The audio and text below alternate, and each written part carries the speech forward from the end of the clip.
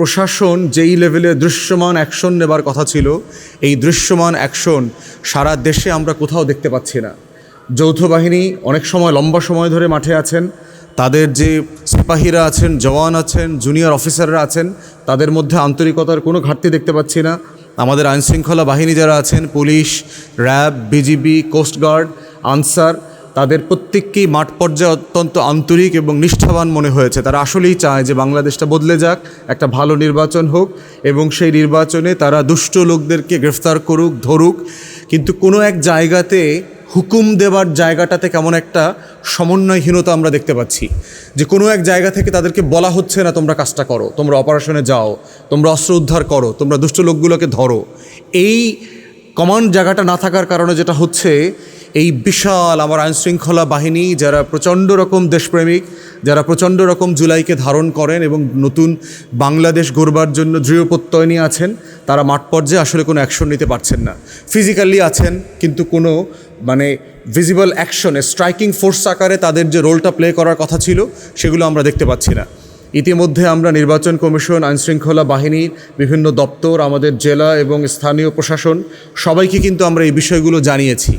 এবং আমাদের এক্সাম্পল, আমার এলাকার এক্সাম্পল দেখবেন যে আপনাদের একজন জাজকে নিয়ে প্রত্যেকটা আসনে ইলেকটোরাল ইনকোয়ারি কমিটি করে দিয়েছে। তাদেরকে আমরা এক সপ্তাহ আগে 2টা অভিযোগ দিয়েছি, তারা অভিযোগগুলো এখন পর্যন্ত অ্যাকনলেজই করে নাই।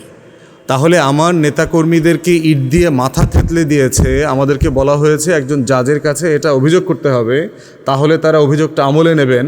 এই অভিযোগটা তারা পেলেন কি না, তদন্ত চলছে কি না, কোনো কিছুর আপডেট আমরা জানি না।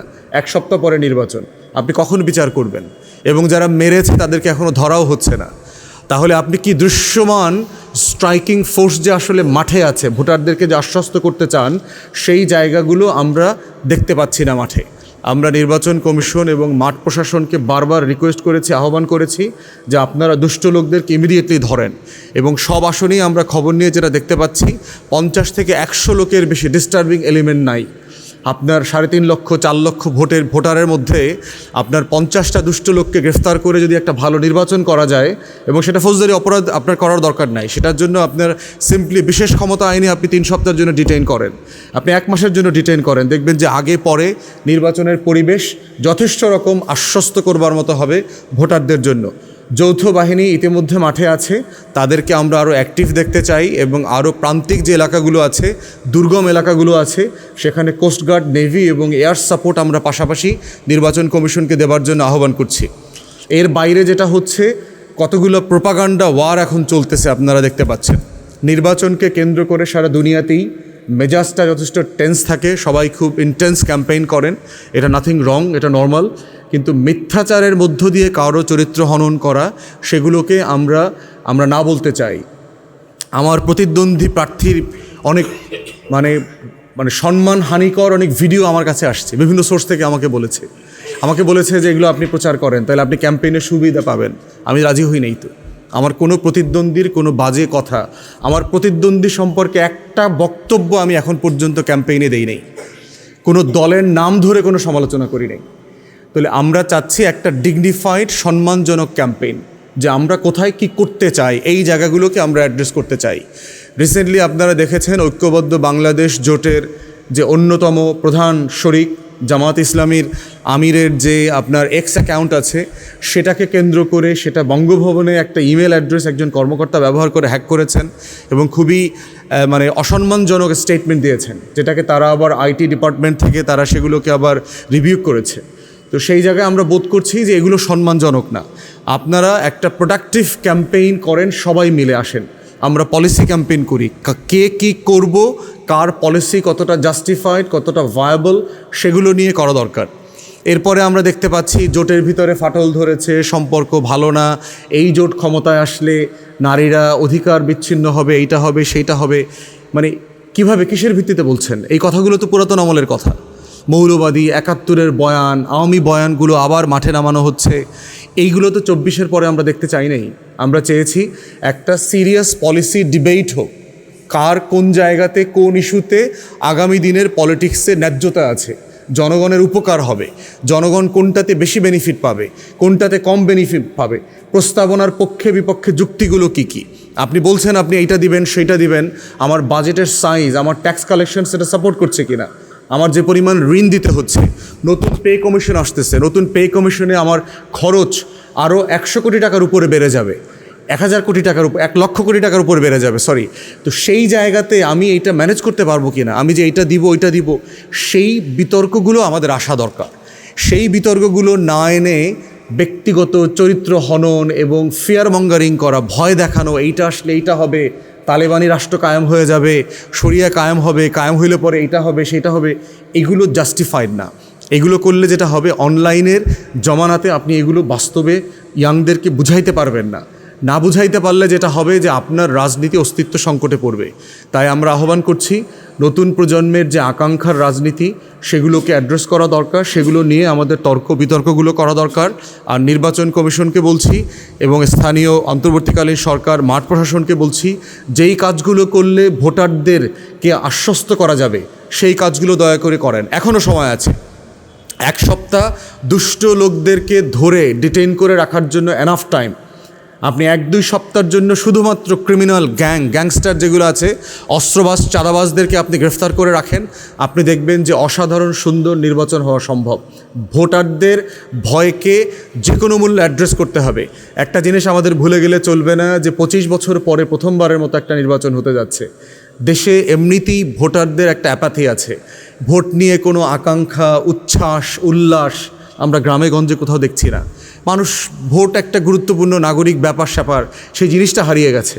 অতএব এই জিনিসটাকে, ভীতিকে অ্যাড্রেস করে এটার বাস্তবতাটা তুলে ধরে জনগণকে আবার ভোট কেন্দ্রমুখী করাটার যে চ্যালেঞ্জ, সেটাকে অ্যাড্রেস করাটা স্থানীয় প্রশাসনের জন্য খুব জরুরি। তাই সারা বাংলাদেশের স্থানীয় প্রশাসন, মাঠ পর্যায়ে যারা আছেন, যৌথ বাহিনী থেকে শুরু করে আইনশৃঙ্খলা বাহিনীর যারা সদস্যরা আছেন, তাদের সবাইকে নিয়ে কিভাবে নির্বাচন কমিশন একটা সম্মিলিত প্রয়াস করবেন যেন মাঠ পর্যায়ে একটা ভালো নির্বাচন দেখতে চাই। আমরা শেরপুরের মতো অথবা চট্টগ্রামের মতো কোথাও খুন খারাপি দেখতে চাই না। লাশ ইলেকশনে কেন পড়বে? এটা তো একটা জাস্টিফাইড জিনিস হতে পারে না। মারামারি কেন করতে হবে? আমরা চাই সবাই নিরাপদে ভোট দেবেন, সবাই যার পক্ষে ভোট দেন, বিপক্ষে ভোট দেন, পক্ষে বক্তব্য দেন, বিপক্ষে বক্তব্য দেন। এটাই তো গণতন্ত্র, এটাই তো 24। এবং এটাই তো গত 16-17 বছরে আমরা লেসন নিয়েছি যে জোর করে মতামত চাপিয়ে দেয়া যায় না, জোর করে মানুষের মন হৃদয় জয় করা যায় না। এটা একমাত্র উপায় হচ্ছে আমার পলিসি দিয়ে, আমার বক্তব্য দিয়ে তাদেরকে জয় করতে হবে। তাই আমরা আহ্বান করছি এবং আশা করছি আগামী 12 তারিখের নির্বাচন, প্রধান উপদেষ্টা যেমনটা করে বলেছেন, ঈদের আনন্দে হবে। আমরা সেই আনন্দে একটা ঐতিহাসিক নির্বাচন 25 বছর পরে দেখতে চাই, যেটা সবার কাছে ন্যূনতম গ্রহণযোগ্যতা পাবে। তো সে আহ্বান রেখে আমার ব্রিফিং শেষ করছি। আপনাদের যদি কোনো প্রশ্ন থাকে করবেন দয়া করে। ধন্যবাদ। এমন ভীতিকর পরিবেশ যদি অব্যাহত থাকে, সেক্ষেত্রে 12 তারিখে কেমন নেতার উপস্থিতি হতে পারে, কি মনে হয় আপনাদের কাছে? উপস্থিতি আসলে ভ্যারি করবে এলাকা টু এলাকা। যেমন ধরেন যে এলাকাতে ট্রান্সপোর্ট সিস্টেম ভালো, কুমিল্লা, ফেনী, চিটাগং, ঢাকা, এসব জায়গাতে ভোটারদের যাওয়া আসাটা খুব সহজ। আপনি হেঁটে চলে যেতে পারবেন সেন্টারে, রিক্সায় চলে যেতে পারবেন, এবং ভোটাররা রিলেটিভলি আপনার সচ্ছল, রিক্সা ভাড়াটা সে অ্যাফোর্ড করতে পারবে। সেখানে হয়তো আমরা ধারণা করছি ভোটার উপস্থিতি বেশি হবে।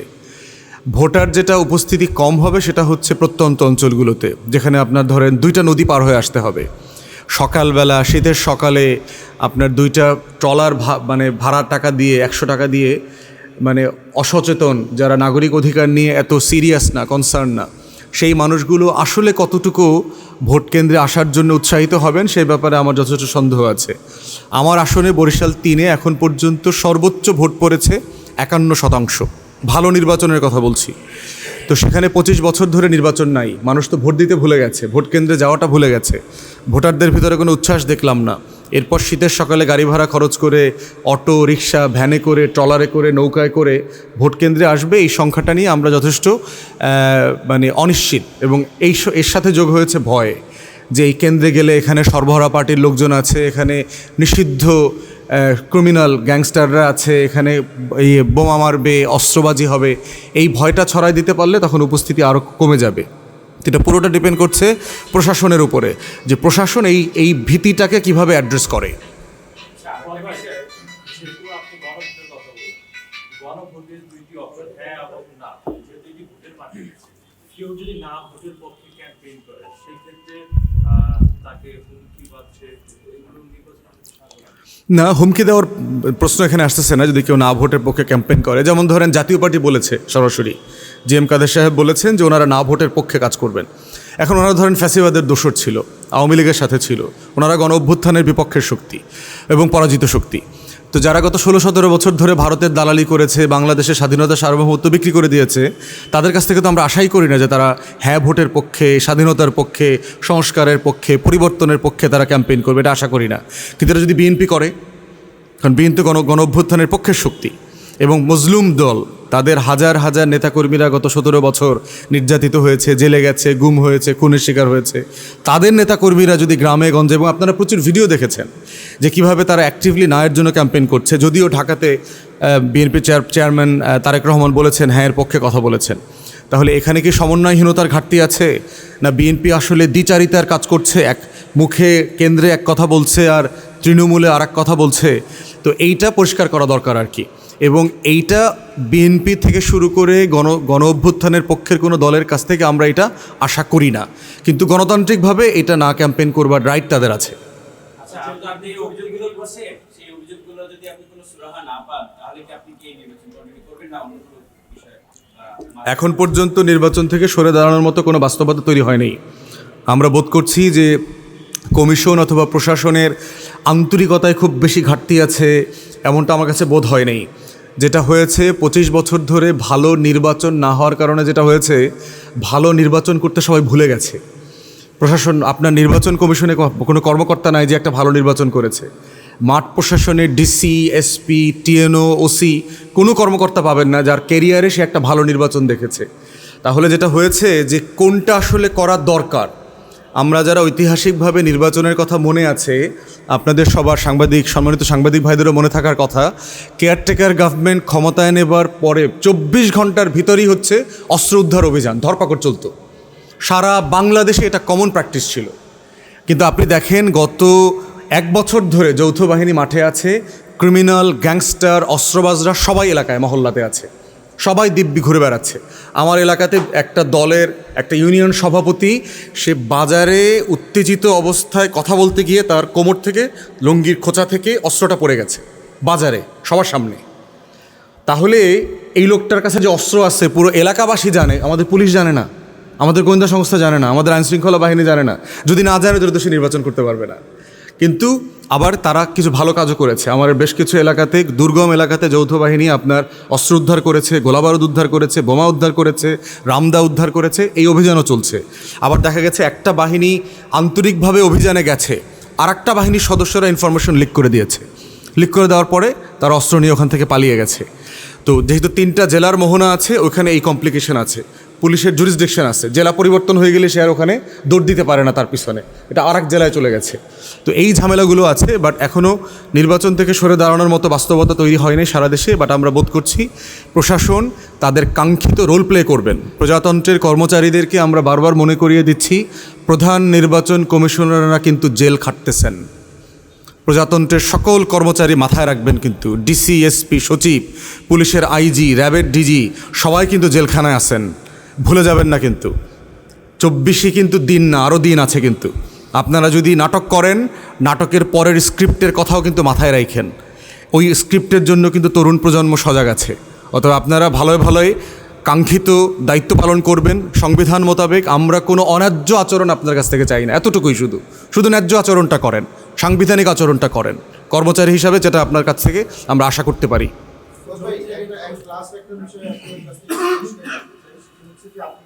বললেন যে নির্বাচন থেকে সরে আসার মতো কোনো বাস্তবতা তৈরি হয়নি সারা দেশে, এবং একই সঙ্গে আপনি নানান অভিযোগও করলেন।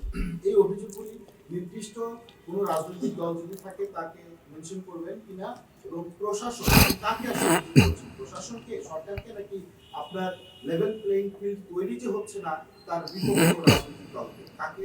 দায়িত্ব আসলে 2 জায়গাতে। প্রধানতম আহ্বান হচ্ছে যারা নির্বাচন কন্ডাক্ট করছে তাদের প্রতি, কারণ নির্বাচন কন্ডাক্ট এখন কে করছে? নির্বাচন কমিশন করছে। নির্বাচন কমিশন এবং টোটাল মাঠ পর্যায়ের প্রশাসন এখন তাদের অধীনে কাজ করছে।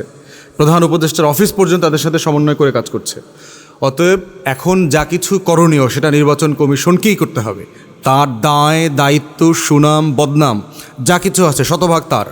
এক্ষেত্রে কোনো মানে ডানে বামে আর তাকানোর সুযোগ নাই। দ্বিতীয়ত হচ্ছে বড় রাজনৈতিক দল যারা, তাদের প্রচুর টাকা আছে, প্রচুর লোকবল আছে, তাদের সংগঠন অনেক বড়, তাদের গুন্ডাই মাস্তানি করার লোক আছে। তার এই প্রত্যেকটা জিনিস আমাদের মতো দলের ঘাটতি আছে এই জায়গাগুলোতে। অতএব তার একটা নাগরিক দায়িত্ব আছে, রাজনৈতিক দায়িত্ব আছে যে তার প্রতিপক্ষ যারা, তারাও এই দেশে নাগরিক অধিকারের জন্য হকদার, তারাও সাংবিধানিক অধিকারের জন্য হকদার। তারও দায়িত্ব আছে যেন আমি নিরাপদে ক্যাম্পেইন করতে পারি, আমার ফেস্টুন যেন না ছেঁড়া হয়, আমার ব্যানার যেন ছিঁড়ে না ফেলা হয়, আমার লোকদেরকে ক্যাম্পেইনে চটথাপ্পড় যেন না মারা হয়, ইট দিয়ে মাথা থেতলে না দেওয়া হয়, আমার মাইকটাকে যেন খালে না ফেলে দেওয়া হয়। এইটার দায়িত্ব তারও আছে। আবার করলে পরে প্রশাসনের দায়িত্ব আছে তাকে শাস্তিমূলক ব্যবস্থা নেওয়া তার বিরুদ্ধে। এই সমন্বিত জায়গাটাই হচ্ছে একটা নির্বাচন, এই সমন্বিত জায়গাটাই হচ্ছে সংবিধান, রাষ্ট্র, সাংবিধানিক প্রত্যাশা, একটা ভালো নির্বাচনের জায়গা। অতএব এই সবার জায়গা থেকে সবাই কাজ করতে হবে। যেভাবে আমি আমার দায়িত্ব পালন করার চেষ্টা করছি, আমি কোনো দলের বিরুদ্ধে নাম নিয়ে এখনও বক্তব্য দিইনি আমার এলাকাতে। আমার প্রতিদ্বন্দ্বী কোনো প্রার্থীর নাম ধরে কোনো নেতিবাচক কথা আমি এখন একদিনের জন্য বলি নাই এবং আগামী দিনেও বলবো না। আমার প্রতিদ্বন্দ্বীকে মানে ধুয়ে ফেলার মতো এভিডেন্স আমার কাছে আছে, এত বাজে বাজে ভিডিও আছে আমার কাছে, কিন্তু তার কোনো কিছু আমি প্রকাশ করি নাই এবং করব না। কারণ এটা একটা নীতিগত পজিশন। আমরা একটা ডিগনিফাইড রাজনীতি চাই, একটা সম্মানজনক ক্যাম্পেইন চাই। তার পলিসির ব্যাপারে আমার পলিসি নিয়ে আমি কথা বলবো, তার সমালোচনা করব ডেভেলপমেন্ট নিয়ে, উন্নয়ন নিয়ে, জনগণের অধিকার সাপেক্ষে। ওইগুলো ছাড়া আমরা অন্য কিছুতে কাজ করব না এবং এটা আমারও দায়িত্ব। অন্য একজনকে নেই ভাই, আপনার পরে আসতেছি। আপনি কি মনে করছেন যে এই আসামিদেরকে যাদের নাম আছে তাদেরকে বললে মোটামুটি একটা সুষ্ঠু নির্বাচন দেওয়া সম্ভব? মানে আসামিদের তালিকায় নাম থাকুক বা না থাকুক, একটা বড় বিষয় হলো দেখেন যে গত 17 বছর যারা মজলুম ছিল তাদের তো অনেক মিথ্যা মামলাও আছে পুলিশের তালিকাতে। আবার তারা দুষ্টামি করছে গত 16 মাস, এরকম লোকও তো এর ভিতরে আছে, কিন্তু সবাই না। এই জন্য পুলিশের মামলাতে নাম থাকলেই একটা মানুষকে আপনি নতুন করে হেনস্থা করতে পারবেন তা না, কারণ রাজনৈতিক কারণে অধিকাংশ মানুষ পুলিশের মামলার তালিকাতে আছে। আমার মনে হয় যে সিম্পলি গোয়েন্দা ইনফরমেশনের উপর ভিত্তি করে আপনি জানবেন, এলাকার বাজারে গেলেই খবর পাবেন এই সেন্টারটা কে কে দখল করতে পারে, নোন ফেস। এই মানুষগুলো হচ্ছে ভাড়ায় খাটে, যখন যে দল তাকে যে পরিমাণ পেমেন্ট করবে সে কেন্দ্রটা দখল করে দেবে, সে ভোটটা ওইখানে আপনাকে জিতায়ে দেবে। মানে বলে যে এই সেন্টারে আপনাকে জিতায়ে দিব 5 লাখ টাকা ডিল, আপনি ডিলে যাবেন কিনা। যদি আরেকজনের কাছে যায় সে 6 লাখ টাকা দেয়, সে 6 লাখ টাকায় চলে যাবে। তাহলে এখানে দলীয় লোকও আছে, ইলেকশন ক্রিমিনাল আছে, ইলেকটোরাল ক্রিমিনাল আছে, দুইটা জিনিসই আছে এখানে। অতএব দুইটা জিনিসই গোয়েন্দা তথ্যের উপরে ভিত্তি করে অ্যাড্রেস করা দরকার। শুধুমাত্র মামলার উপরে ভিত্তি করলে অনেক রাজনৈতিক মজলুম এটার মধ্যে পড়ে যাবে। জোট থেকে নির্বাচন করছে, আপনারা যারা জোট থেকে সমর্থন পাচ্ছেন, আপনাদের যে আরো প্রতিদ্বন্দ্বী রয়েছে আপনাদের দলের, তারা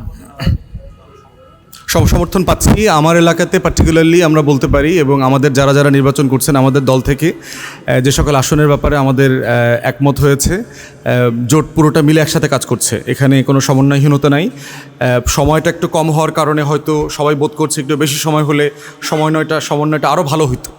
তো যেহেতু সময়টা অনেক কম হয়েছে, বাট রিলেটিভলি সম্পর্ক ভালো, সবাই টিমওয়ার্ক ভালোভাবে করছে, কোনো সমন্বয়হীনতা নাই।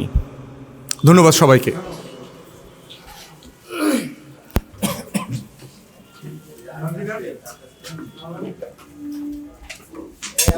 সমন্বয়